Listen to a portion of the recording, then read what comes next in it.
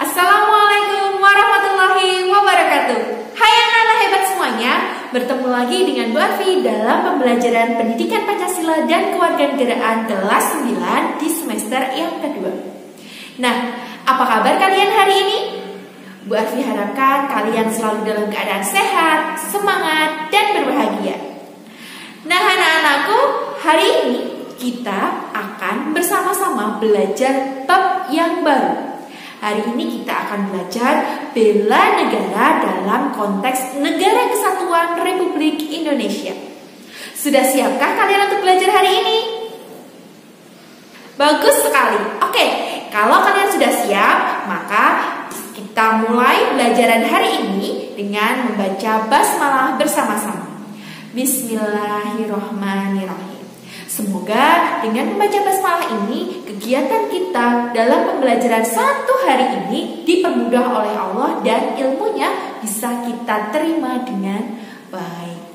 Nah, anak-anakku semuanya, untuk pembelajaran hari ini, jangan lupa yang pertama kalian persiapkan terlebih dahulu alat tulis kalian. Siapkan buku tugas kalian, pensil kalian, ataupun ballpoint kalian. Nah, yang kedua, siapkan juga buku paket kalian. Silahkan kita sama-sama buka halaman 147.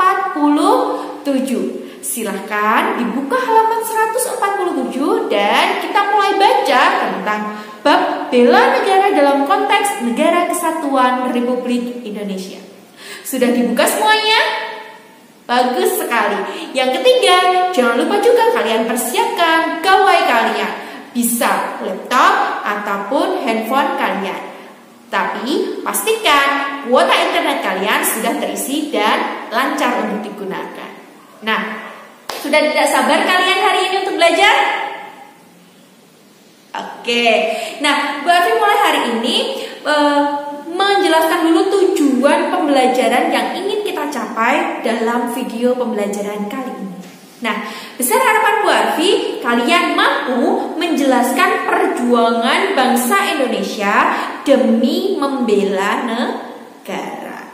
Untuk lebih jelasnya, untuk lebih pahamnya lagi tentang materi yang Bu Arfi sampaikan pada pagi hari ini, silakan kalian simak video berikut ini.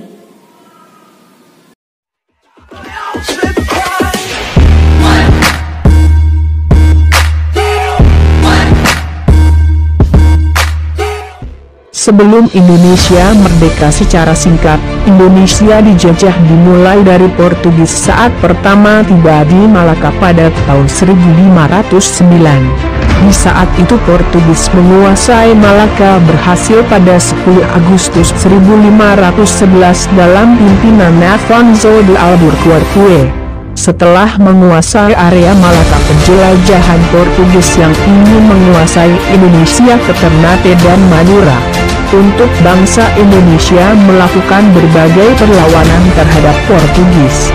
Salah satu perlawanan yang menonjol adalah dari Fatahillah, berasal dari Demak dan berhasil merebut Sunda Kelapa dari Portugis. Sebelum Indonesia merdeka, secara singkatnya, pada saat masa penjajahan Portugis berakhir pada tahun 1602, setelah Indonesia dimasuki oleh Belanda. Belanda masuk Indonesia, Banten dalam pimpinan Cornelis de Houtman.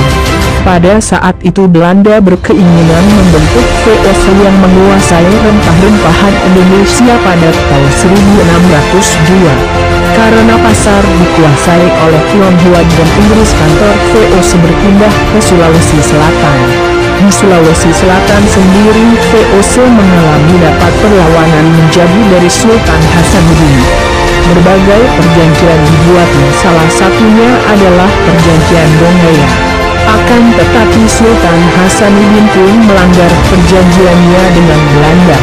Setelah itu mereka berpindah-pindah tempat sampai Yogyakarta. Di Yogyakarta, VOC menandatangani perjanjian Giyanti yang isinya Belanda mengakui Mangkubumi sebagai Sultan Hamengkubuwono yang pertama. Perjanjian ini membuat pecah kerajaan Mataram yang sampai sekarang menjadi Kesultanan Surakarta dan Kesultanan Yogyakarta. Maka dari itu VOC dibubarkan pada 1 Januari 1800 setelah Belanda kalah dari Perancis. Pada masa itu, usai VOC dibubarkan, penjajahan Belanda tidak berhenti sampai situ saja. Belanda sendiri menunjuk Herman William de Angles sebagai Gubernur Jenderal Hindia Belanda. Pada masanya, masyarakat Indonesia dipaksa untuk bekerja membuat jalan dari Anyer Panarukan. Masa ia juga tidak lama, ia digantikan oleh Johannes van den Bosch. Ia menerapkan sistem tanam paksa. Sistem tanam paksa ini tiap desa diharuskan menyisihkan sebagian tanahnya untuk ditanami komoditas ekspor khususnya tebu, nila dan kopi. Hasilnya akan dijual kepada pemerintah kolonial dengan harga yang sudah dipastikan sebelumnya sebanyak 20% dan hasil panen diserahkan kepada pemerintah kolonial. Belanda menguasai Indonesia selama 350 tahun, pemerintahan Belanda di Indonesia digantikan oleh Jepang. Pada saat Belanda menyerang, mereka menyerah tanpa syarat kepada Jepang dengan melakukan perjanjian Kalijati pada tanggal 8 Maret 1942. Masa pendudukan Jepang ini selama 3,5 tahun dengan rentan waktu pada tahun 1942 dan berakhir pada tanggal 17 Agustus 1945. Pada saat Indonesia yang akan bangkit dari penjajahan yang terus-menerus di Indonesia. Dari Jepang sendiri selama memerintah membentuk beberapa organisasi. Organisasi yang dibuat Jepang salah satunya adalah Peta, Pembela Tanah Air, Putra, Heiho, Tentara Pembantu, dan lain-lain. Pemerintahan Jepang di Indonesia berakhir setelah Jepang kalah dari tentara sekutu pada saat Perang Dunia II. Dua kota di Jepang, Hiroshima dan Nagasaki, dibom oleh tentara sekutu. Setelah mendengar adanya kekalahan Jepang, dibentuklah sebuah badan yakni BPUPKI atau Dokuritsu Jundi Chosakai yang diketuai oleh Dr. Rajiman Widyodiningrat. Nama BPUPKI atau menjadi PPKI atau Dokuritsu Jundi Inkai untuk lebih mengesahkan keinginan Indonesia merdeka. Soekarno-Hatta selaku pemimpin PPKI dan Dr. Rajiman Widyodiningrat selaku mantan ketua BPUPKI diterbangkan ke Dalat, Vietnam untuk bertemu Marsekal Tauci. Mereka dikabarkan bahwa pasukan Jepang sedang diambang kekalahan dan akan memberikan kemerdekaan kepada Indonesia. Namun pada tanggal 10 Agustus 1945, Sultan Syahrir telah mendengar kekalahan Jepang melalui Radio Republik Indonesia, RRI. Para pejuang bawah tanah siap-siap untuk memproklamasikan kemerdekaan RI dan menolak kemerdekaan RI sebagai hadiah dari Jepang. Saat Soekarno-Hatta dan Rajiman pulang ke Indonesia, Sultan Syahrir mendesak agar cepat dilakukan proklamasi kemerdekaan.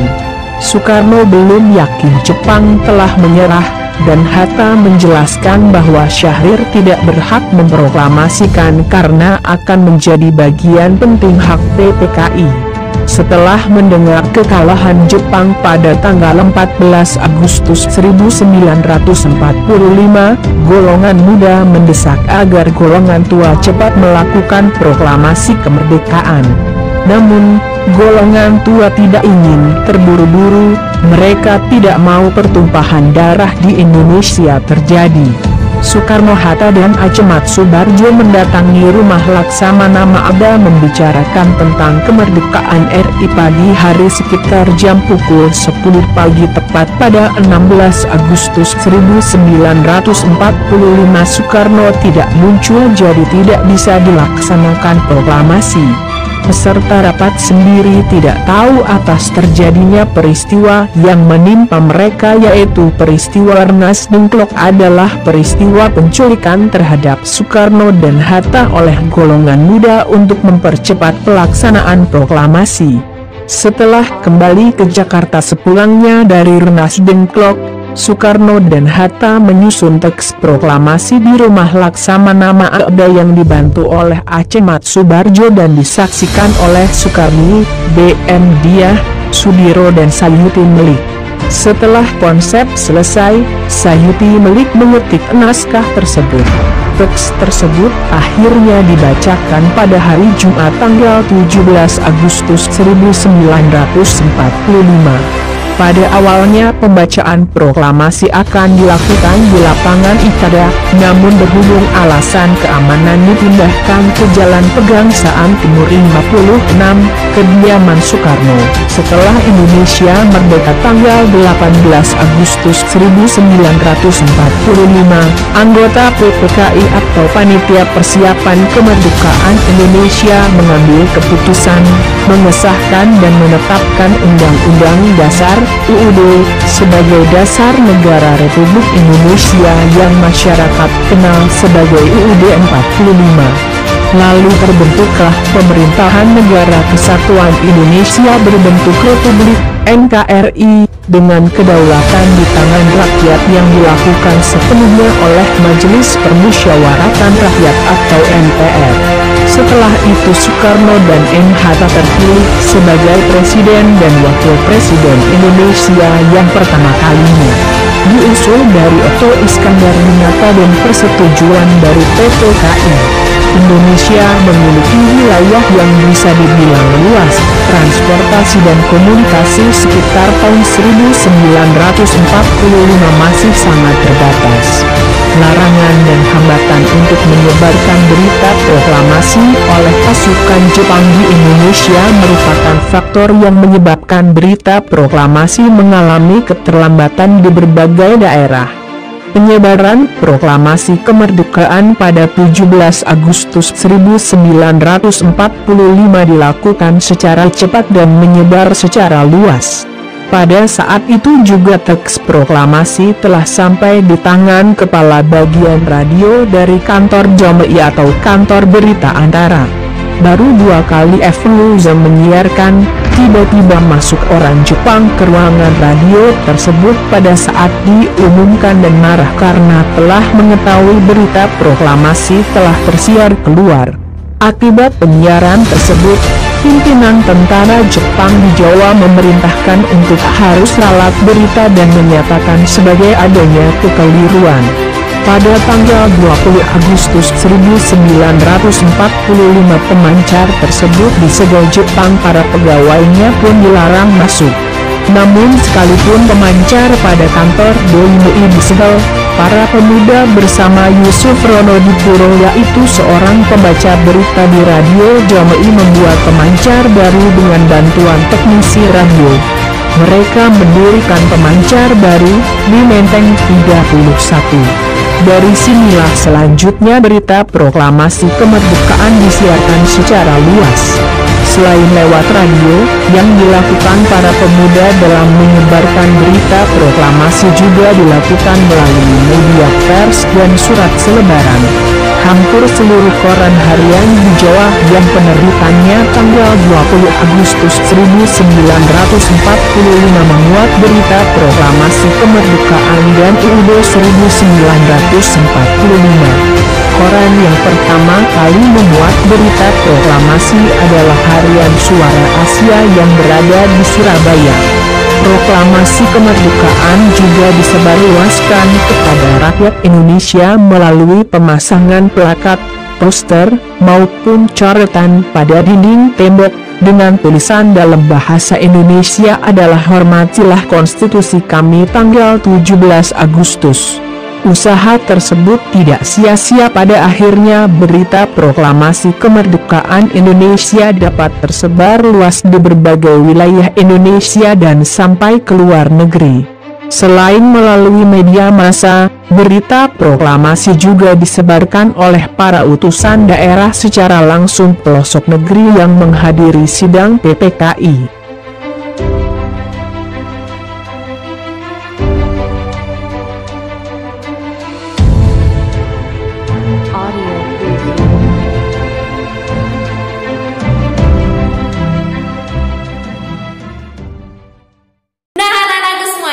Setelah kalian menyimak video yang Bu Arfi sampaikan tadi, tentunya kalian lebih paham lagi tentang perjuangan bangsa Indonesia dalam menggapai kemerdekaan.